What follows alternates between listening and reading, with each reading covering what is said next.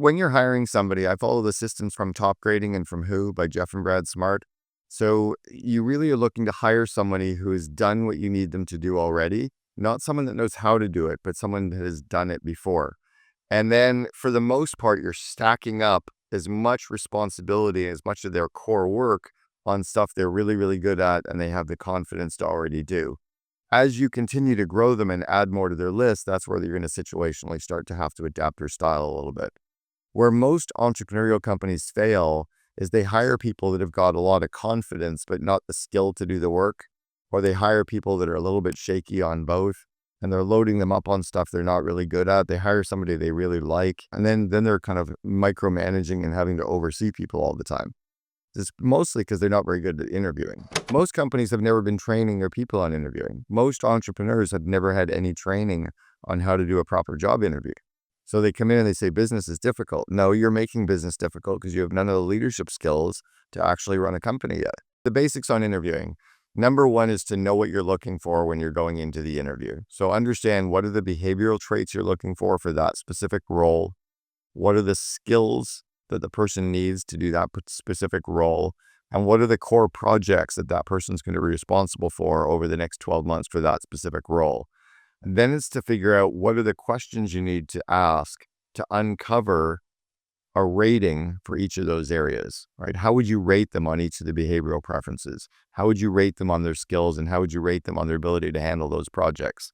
I like rating people on a bell curve of 1 through 5, with 40% of the people getting a 3 out of 5, 20% of the people getting a 2 or a 4 out of 5, and 10% of the people can get a 1 out of 5 or a 5 out of 5. So on that bell curve, if I'm looking for those core things, for them to progress to the next round of interviews, they have to get at least a 4 or a 5 on those areas. I'm not going to hire somebody in the middle. I'm going to keep working, because if you're a 4 or 5, you're in the top 30%, right? I don't want the 3s or the 2s or the 1s. So that's the starting point, is know what you're looking for, having the questions to be able to identify it, and then getting some skill development around actually asking questions, using the pregnant pause, probing, looking for gaps in people's resumes, understanding how to ask questions that are a little bit deeper, looking for the different signals and body language that people give you, or their intonation changes in the interview, so that you know whether they're kind of a little bit making stuff up or a little bit fluffing, so you know where to probe even deeper. It's those kinds of things that happen. Most interviewers talk too much and they don't listen enough, right? God gave us 2 ears and 1 mouth. We need to use them a little bit more in that ratio. We need to listen twice as often as we speak. In the interview, the interviewer should be listening 85% of the time. On the torque side, so the torque is called the threat of reference check. So over the group interviews, over the video submissions the candidates are going to make, over the one-on-one interviews, I'm going to learn the names of different people that they work with, people they managed, people they reported to, people they had problems with at work. I'm going to draw out names of people. And at the end of the process, if I like this candidate enough to do a reference check, I'm going to say, hey, over the course of the interviews, you give me the names of 8 people or 10 people.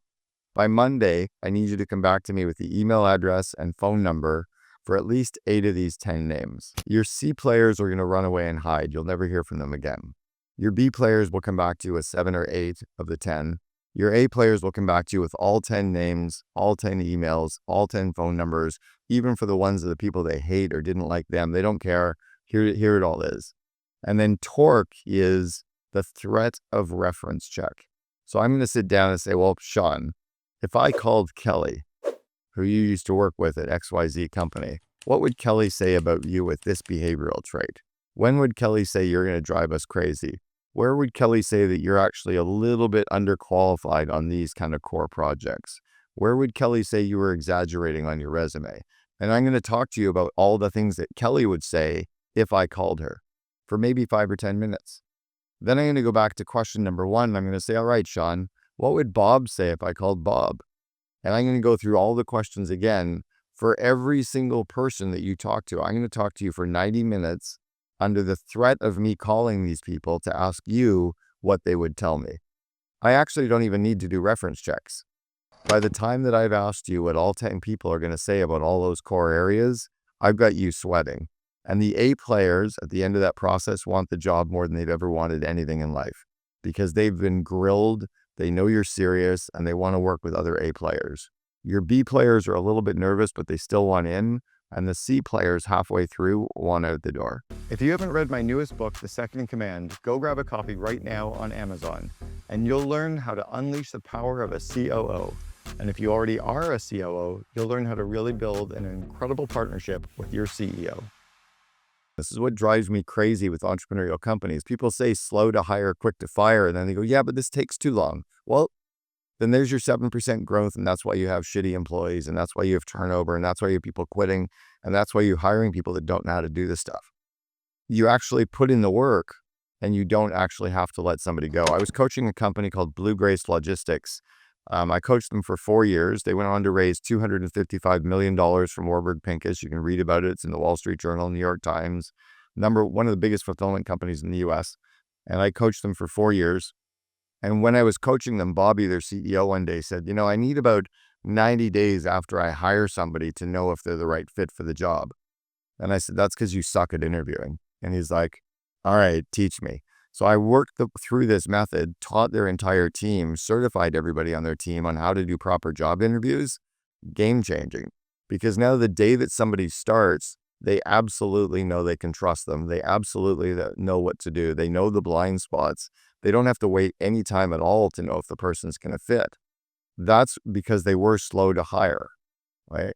But most companies don't want to do the work. They'd rather complain that business is difficult. It doesn't take that long to be careful to bring the right people into your organization. So here's an example of how I can help companies save money or save time on the interview process. We don't read the resumes.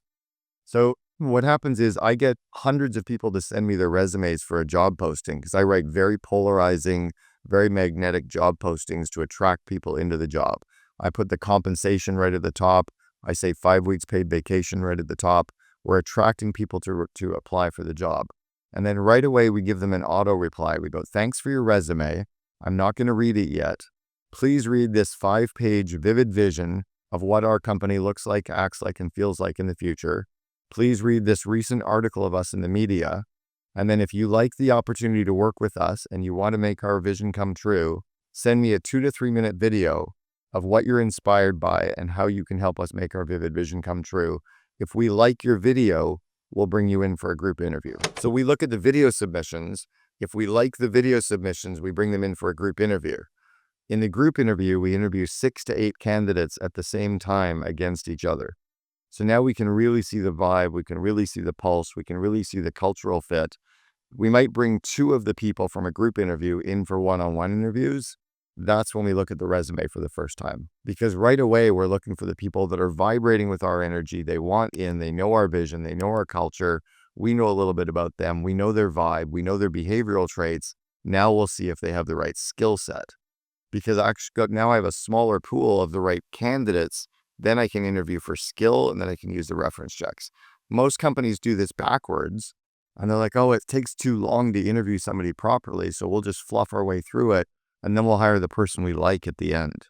You're doing it backwards. By the way, it's very similar to the TV show The Bachelor, right? You get a girl on The Bachelor or a guy on The Bachelor looking at all the pretty girls, and they're basically group interviewing them all against each other. You can tell from a room of 30 girls who've got the right energy that you want to spend time with.